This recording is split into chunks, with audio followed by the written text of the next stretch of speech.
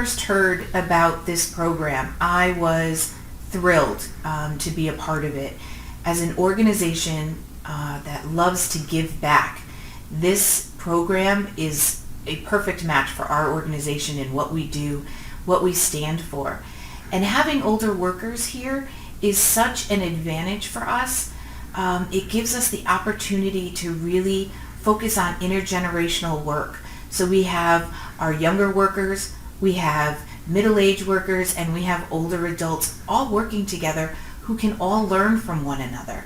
And I think that is so important that we can learn some things from our older workers, maybe things about trust, respect, honesty, good hard work. And on the other hand, from our younger workers, we can learn a lot about technology and what's happening in the world and new things and how all of that can come together so that we can all work together to really provide an amazing place and an amazing environment to work.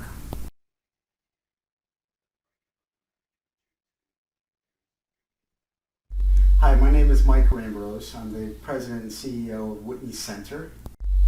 Hi, my name is Ken Sandberg. I'm the Chief Operating Officer at Whitney Center. Hi, I'm Peggy Joyce, the Administrator of Health Services at Whitney Center. Hi, I'm Karen Fryer and I am the Chief HR Officer at Whitney Center.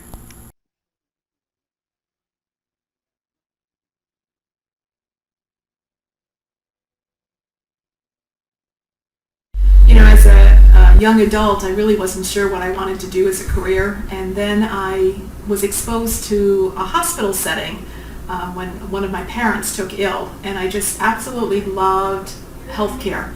I was looking at the nurses and the physicians and just kind of felt very comfortable in that setting. I took it one step further, and I always knew I wanted to work with seniors. The older population was always something that I wanted to do.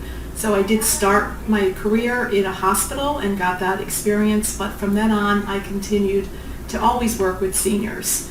I actually went from hospital setting to being a director of nurses, got my nursing home administrator license, and have been in senior living.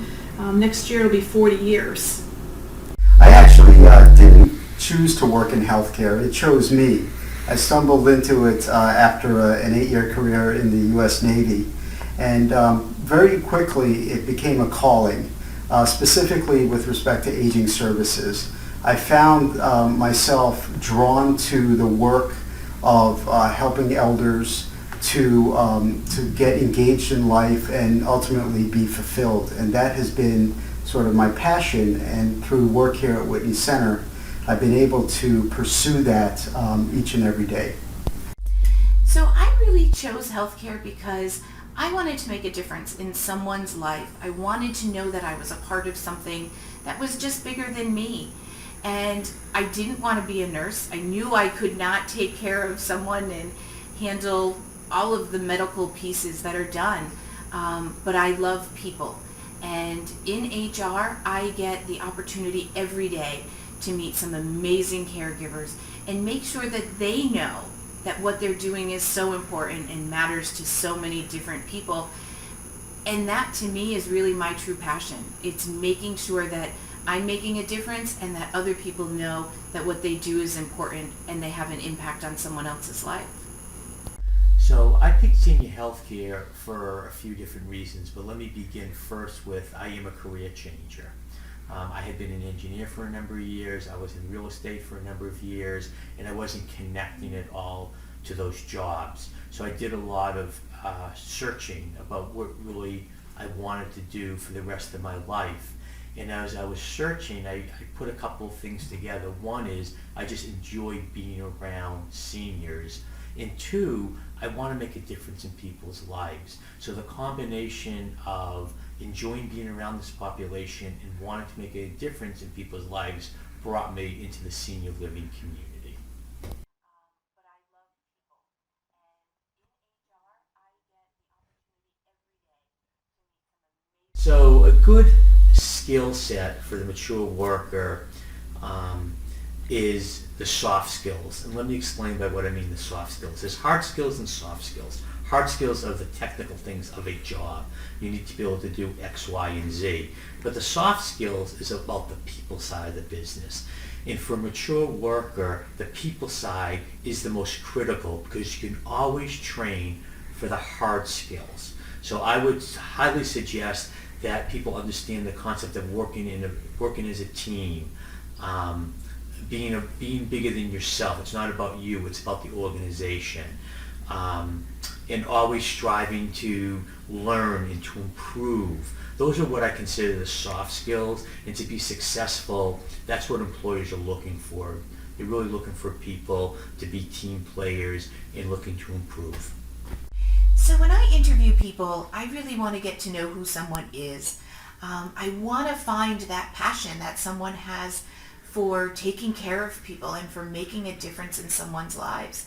So for me, it's about finding that sincerity, really knowing that you are genuine and that this matters to you as much as it matters to us. And when you're talking about healthcare, it's more about getting to know people, getting to know their stories, wanting to make a difference in their life, more so than it is about the tasks that you're performing for them. So that, to me, I think is the most important thing that I look for when I am interviewing and meeting new people. So when I'm looking at a future employee, I am looking for someone that truly exhibits the character that I'm looking for. I'm looking for that compassion and kindness. I'm looking for someone that truly cares about servicing others. In addition to the skills that you'll attain either as a pharmacy tech or a CNA, those skills are crucial, but to me that's basic. You'll learn how to give a bed bath, you'll learn how to ambulate, walk with someone properly. Those are all skills that can be taught and learned. It's very important for most employers to really get that right fit for their community. So I always look for someone that exhibits the character that's a good fit with the community.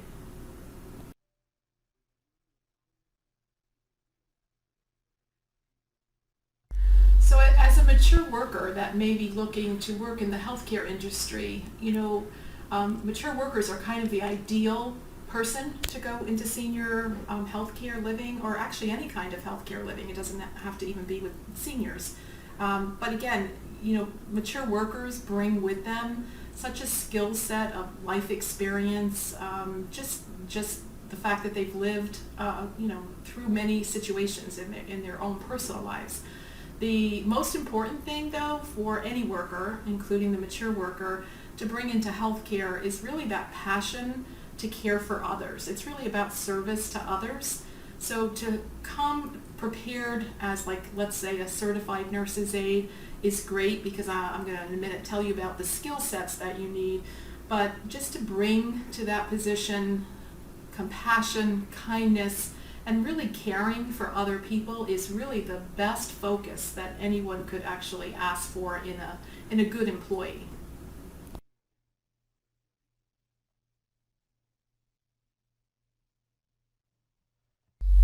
It's very important that a mature worker knows what drives them.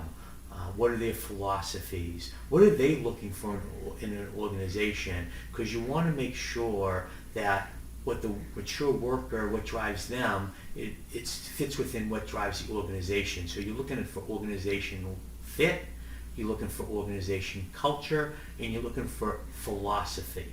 So that's really critical for a mature worker to understand as well.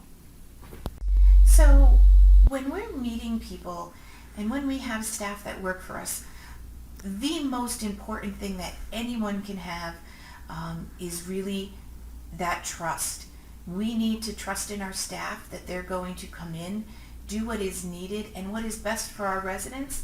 We need to know that when we talk with them, when we ask questions, when we need to know what's going on, that people are honest with us. And that trust and honesty is the most important thing that I think any employee needs to remember, whether you are in healthcare or anywhere else. But once that trust is broken, it's very, very hard to get it back. So I think sometimes as people, we want to kind of cover up the little thing, or this little white lie may not matter. But especially in healthcare, it's always best to tell the truth and to be honest, because that will go much, much further than someone finding out that we didn't tell what was right or what really happened.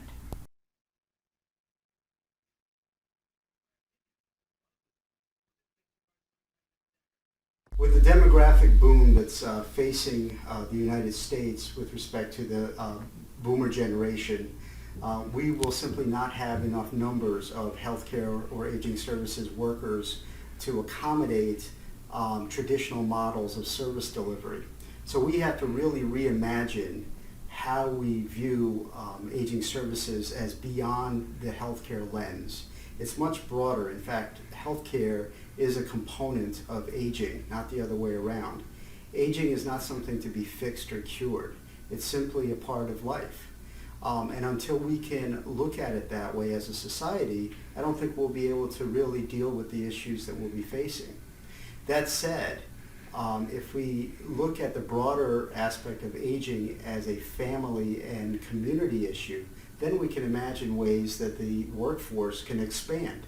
For instance, engaging our neighbors, engaging informal caregivers in the work of caring for our elders and facilitating life for our elders, I think can become a reality.